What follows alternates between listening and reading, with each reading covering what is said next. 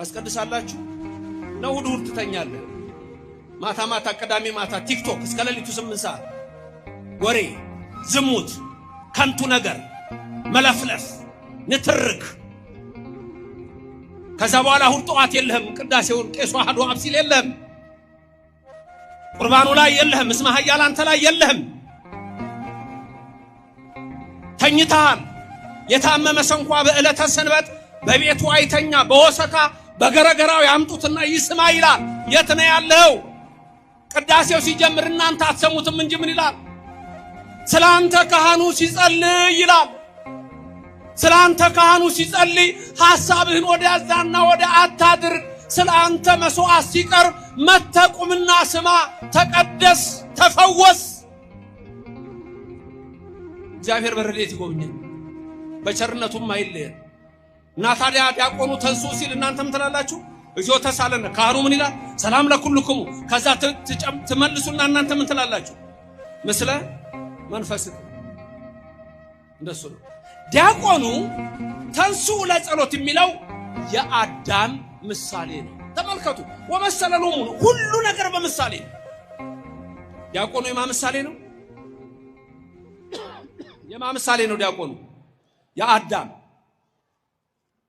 አዳም ምን አለ ተንሱ ለጸሎት አለ እናንተ ምን ብላችሁ ነው የምትመልሱት እግዚኦ በአማርኛ ምን ማለት ነው አቤቱ ይቅር በለን ትላላችሁ አቤቱ ይቅር በለን የምትሉት እናንተ ደግሞ በሲኦል ውስጥ ያሉ የነፍሳት ምሳሌ ናችሁ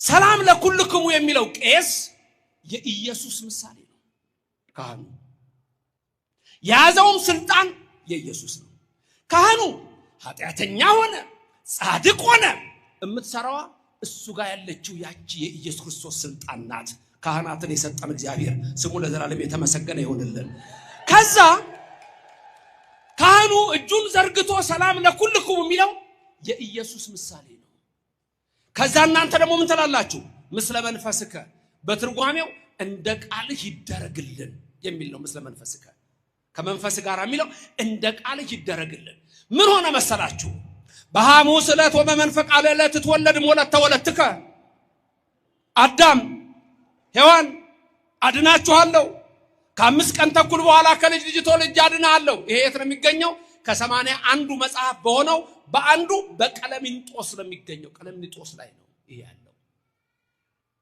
ከ5 ቀን ተኩል በኋላ ተወልጄ አድናለሁ የተለየች ዕለት አለች የተመረጠች ዕለት አለች ቅዱስ ጳውሎስ ሐዋርያ ብርሃነ ዓለም የገላትያ ሰዎችን ሲያስተምራቸው በምዕራፍ 4 ቁጥር 5 ላይ ምን ይላል የዘመኑ ፍጻሜ በደረሰ ጊዜ እግዚአብሔር አምላክ ከሴት የተወለደውን ከሕግም በታች የሆነውን አንድያ ልጁን ወደኛ ላከው ይላል ስንት ልጁን ምን አደረገው ወደኛ መጥቶ ያዳነን ክብርና ምስጋና ይግባው የዘላለም አምላክ ኢየሱስ ክርስቶስ አንድያ ልጁን የዘመኑ ፍጻሜ የሚለው 5500 ነው ከዛ አዳም እችንለት ይጠብቃል የተፈጠረባትን ያችንለት አር ዛሬ እኮ ነው አድናለሁ ያለኝ አለና ነፍሳቱ ምን አላቸው ለጸሎት ተነሱ ዲያቆኑ ተንሱ ለጸሎት ያርሱ ነው ነፍሳትም ለአባታቸው ለአዳም መልሰው ምን አሉ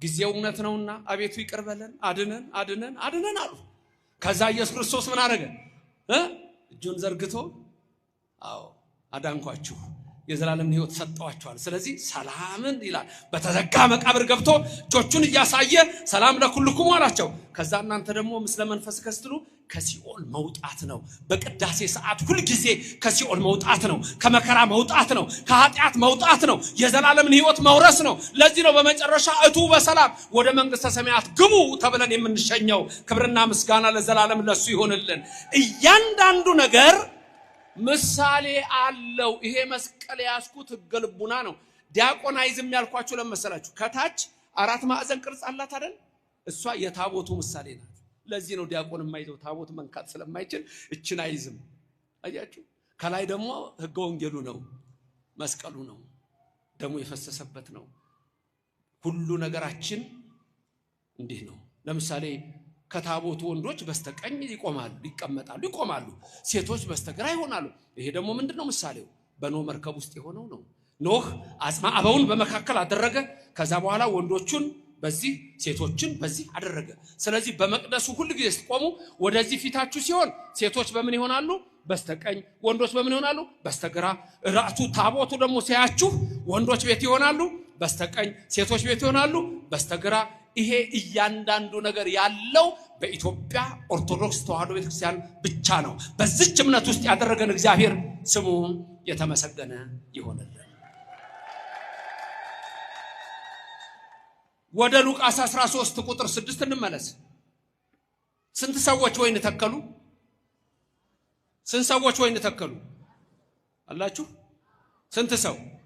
አንድ ሰው የተባለ ማን ነው? እግዚአብሔር። ወይን የተባለ ማን ነው? እኛ። እግዚአብሔር ሰውን ፈጠረ። በቃ የመጀመሪያው ትምህርታችን እግዚአብሔር ሰውን ፈጠረ ነው። እያንዳንዳችን እኛ ምንድነን? ፍጡር ነን። ለስም አጠራሩ ክብር ምስጋና ይግባው። ማን የፈጠረን? እግዚአብሔር። አራት ጥያቄዎችን መመለስ ይኖርባቸዋል። አራት ወሳኝ ጥያቄዎች። እነዚህ አራት ወሳኝ ጥያቄዎች ከባድ ናቸው። ምን ናቸው አራቱ ጥያቄዎች? ከኔ ቀጥላችሁ ተናገሩ። እኔ ማን ነኝ? መምህር ዘበነ ከኔ ቀጥላችሁ በሉ ነው ያልኩት። እኔ ማን ነኝ? ከየት መጣው? እዚህ ምን እሰራለሁ? መጨረሻዬ ወዴት ነው? እነዚህን አራት ጥያቄዎች በጣም ከባድ ናቸው። ያዟቸው። አንደኛ እኔ ማን ነኝ? It's a question of identity ይባላል። It's a question of identity። ይሄ ፊሎሶፊካል ነው። ሪሊጂየስ ፊሎሶፊ ነው። ወሳኝ ነገር ነው። Who am I? እኔ ማን ነኝ? ምንድን ነኝ? መልሱ ፍጡር ሰው ነኝ። ምሳሌ መሰለላቸው። አንድ ሰው የወይን አትክልት ነበረችው፣ ተከለ። ይሄንን ምድር ፈጠረ፣ ሰውን ፈጠረው።